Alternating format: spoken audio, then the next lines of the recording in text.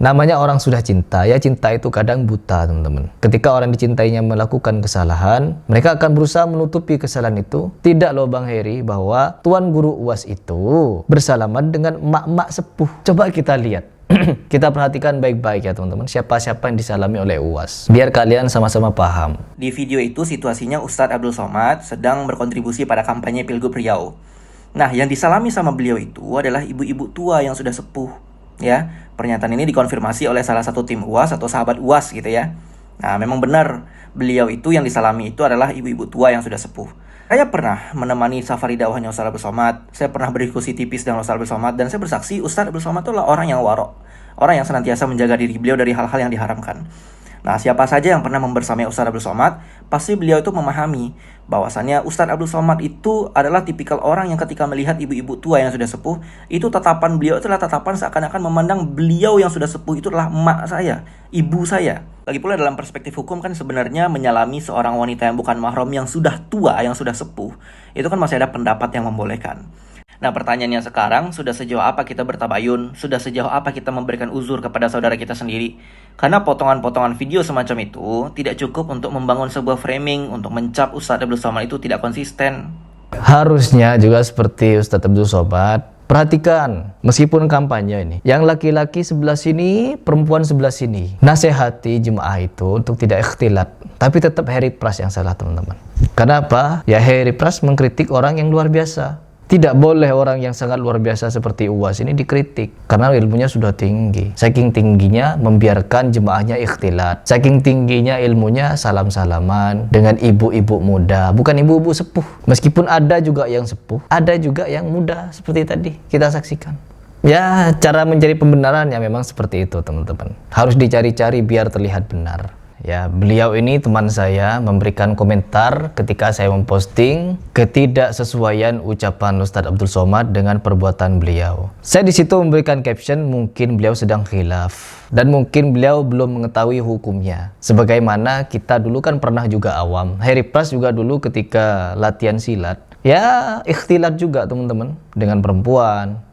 Dan juga ada momen-momen salaman dan lain sebagainya, wajar karena masih awam, belum tahu hukumnya dan lain sebagainya. Tetapi kalau itu dilakukan oleh sekelas ustadz yang sekolahnya jauh ya, sampai ke Mesir sana, pulang-pulang ke Indonesia salam-salaman dengan perempuan dari atas panggung ke bawah. Dan di sini yang membuat saya ingin membahas ini, ketidaksesuaian Ustadz Abdul Somad apakah suatu kemunafikan melihat bukan cuma satu perkara ya. Dan dianggapnya saya itu membenci. Kalau masalah membenci ya, saya di sini juga ingin menggarisbawahi Ustadz Abdul Somad ketika mengkritik Ibnu Taimiyah, Syekhul Islam Ibnu Taimiyah dengan Kiai Idrus Ramli. Apakah itu bukan benci juga namanya? Kadang orang mengkritik itu dianggap membenci teman-teman. Kadang orang itu membahas suatu penyimpangan dianggap membenci, padahal ingin menyelamatkan umat dari paham-paham yang tidak benar. Berapa kali Ustadz Abdul Somad ini tidak sesuai dengan ucapannya sendiri. Yang pertama, dia pernah menyanyi-nyanyi yang seperti ini.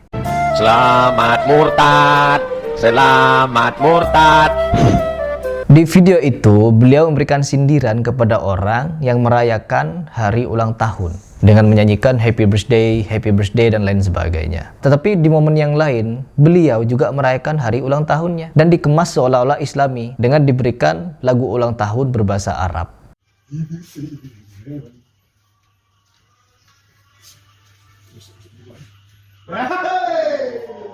Allahu Akbar. Lagunya pun passion hebat. Allah Akbar. Allah Akbar. Jadi harus pakai piring lain apa ini? Allah Akbar. Ini apa nih? Nah, ini dia. Pas malam ini jam 00 lewat 00 detik 00 bertepatan pada tanggal 18 Mei 2021. Barakallahu fiikum, beri kami ucapkan kepada Ustaz kami, Tuan Guru kami, Ustaz Abdul Somad. Selamat murtad, selamat murtad. Topi mancu. Hati-hati. Yang sudah mengajarkan anaknya ini tahun-tahun lalu, jangan lagi diulang. Yang ikut melakukan tradisi, man tashabbaha biqaumin, siapa yang ikut tradisi suatu kaum, fahuwa minhum, maka dia bagian dari kaum tersebut. Wa husyira yaumal qiyamati ma'ahum, nanti dia di akhirat akan dibangkitkan bersama kaum itu.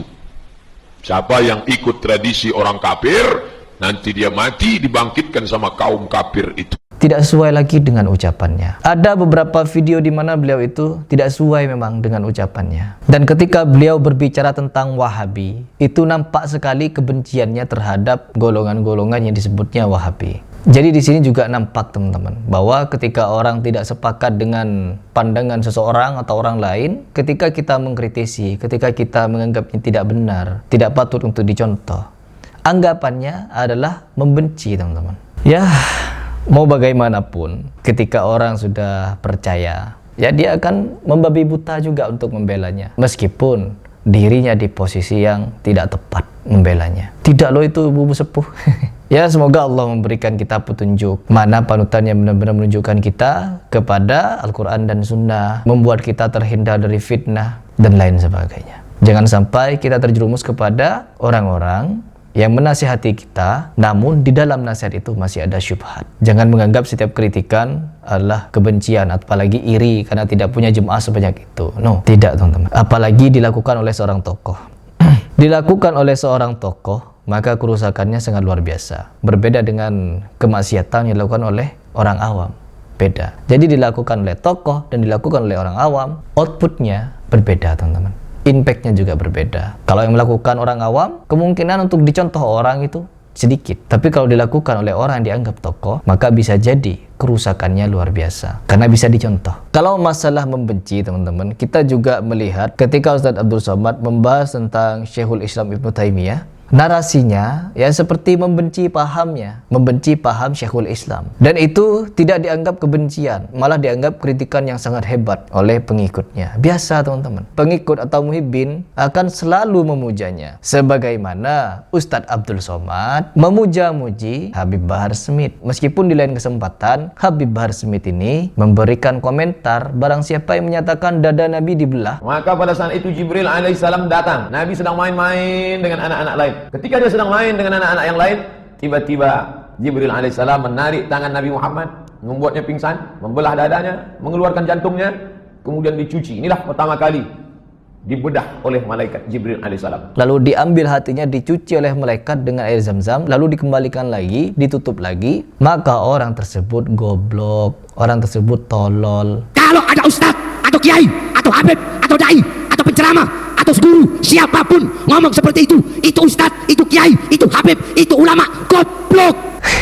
Ketika orang-orang seperti Habib Bahar ini dipuji-puji oleh Uwah dan Uwas, kalau para habib ini adalah generasi terbaik yang dikirimkan Allah ke muka bumi. Bukan dikhususkan kepada salah satu Habib fulan, no. Tapi mengeneralisir seluruh habaib ini adalah generasi terbaik. Sedangkan kita saksikan bersama seperti Bahar Smith, seperti Habib anaknya, siapa itu anaknya yang dianggap wali itu, dan beberapa lagi habib yang bisanya juga dongeng, bisanya juga doktrin, bisanya dawir dan hal-hal pembodohan lainnya.